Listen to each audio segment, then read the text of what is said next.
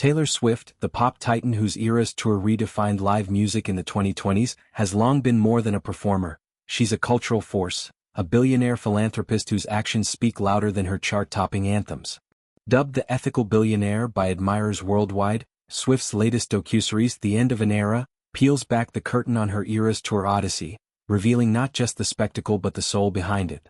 A single clip from the series, amassing over 1.5 million views on X, captures a moment of profound humanity, Swift distributing lavish bonuses to her crew, her voice steady with sincerity as tears well in the eyes of longtime team members.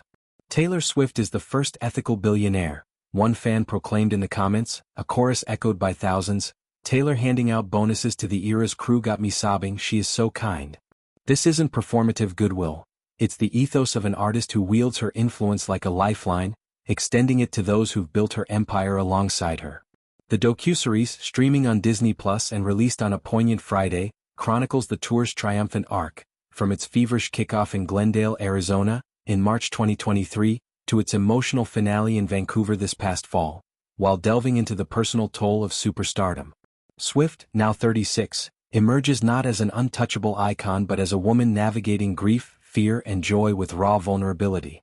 One particularly harrowing segment addresses the tragic stabbing spree in Southport, Northern England in July 2024, where three young girls, Elsie Dot Stancombe, 7, Bebe King, 6, and Alice da Silva Aguiar, 9, were killed at a Taylor Swift-themed dance class.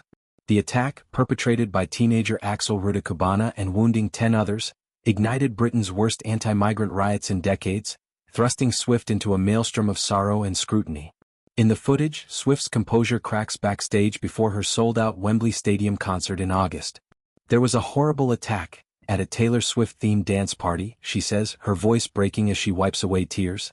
The weight of it, the innocence shattered under her musical banner, overwhelms her.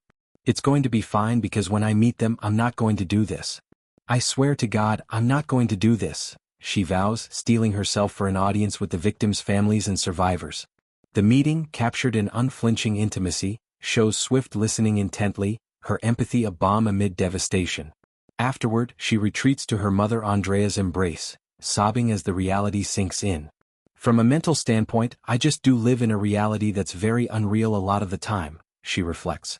"But it's my job to kind of be able to handle all these feelings and then perk up immediately to perform. That's just the way it's got to be." This moment encapsulates Swift's duality, the global star whose concerts draw millions, yet the deeply feeling individual who internalizes the world's pains. The Southport tragedy wasn't isolated. It came amid heightened threats, including the cancellation of 3 Vienna shows due to a foiled bomb plot. "Being afraid that something is going to happen to your fans is new," Swift admitted at the docuseries' New York premiere, her words to the BBC laced with quiet resolve. The Eras Tour, grossing over $2 billion and shattering records, was a logistical marvel.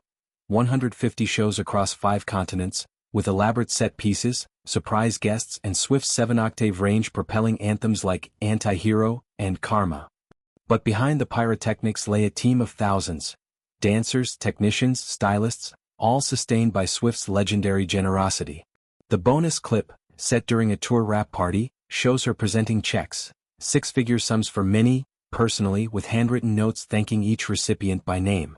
"You've been my family through this madness," she tells a lighting engineer, hugging him as he chokes up. This isn't tokenism.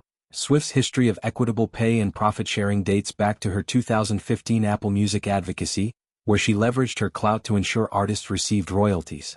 During the tour, she reportedly covered meal stipends, therapy sessions, and even family travel for crew members, fostering a culture of care that contrasts sharply with industry norms of exploitation. Fans, poring over the footage, flood social media with testimonials. Stories of Swift spotting a struggling single mother in her team and quietly covering her rent, or surprising roadies with homes for their aging parents. "She's proof wealth can be wielded kindly," one commenter noted, amplifying the ethical billionaire moniker. Swift's philanthropy extends beyond her inner circle. Post-Southport, she donated millions to victim relief funds, partnering with UK charities to support anti-violence initiatives. Her Taylor Swift Education Center in Nashville offers free songwriting workshops to underserved youth, while global efforts include disaster relief for wildfires and hurricanes, often funneled through discreet channels to avoid fanfare. The docu-series illuminates these acts not as PR maneuvers but as extensions of her songwriting ethos, transforming personal pain into communal healing. Tracks like Soon You'll Get Better, penned for her mother's cancer battle, underscore this, as does her vulnerability in The End of an Era, where she discusses therapy's role in managing fame's isolation. Critics hail the series as a masterclass in authenticity, directed by close collaborator Sam Wrench, blending concert highlights with unfiltered confessions. Swift's London show, post-Southport, became a vigil of sorts, fans holding vigil candles, Swift dedicating Long Live to the Lost Girls. "We dance to remember," she whispered to the crowd of 90,000, her voice a thread stitching sorrow to solidarity. The Vienna cancellation too revealed her priorities: safety over spectacle, with full refunds and rescheduled dates ensuring no fan felt shortchanged. At its core, The End of an Era is a love letter to resilience. Swift, who rose from Pennsylvania country fairs to global domination, has weathered scandals, breakups, and the male gaze's scrutiny, emerging with a fierceness tempered by grace.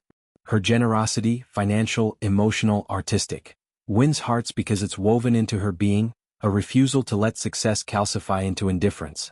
As one fan aptly put it, she's not just selling out stadiums, she's building bridges. In an era of performative activism, Swift's quiet largesse shines, a reminder that true power lies in lifting others. As the tour's echoes fade, her legacy endures, not in billions amassed but in bonds forged, tears shared, and a world made marginally kinder, one generous act at a time.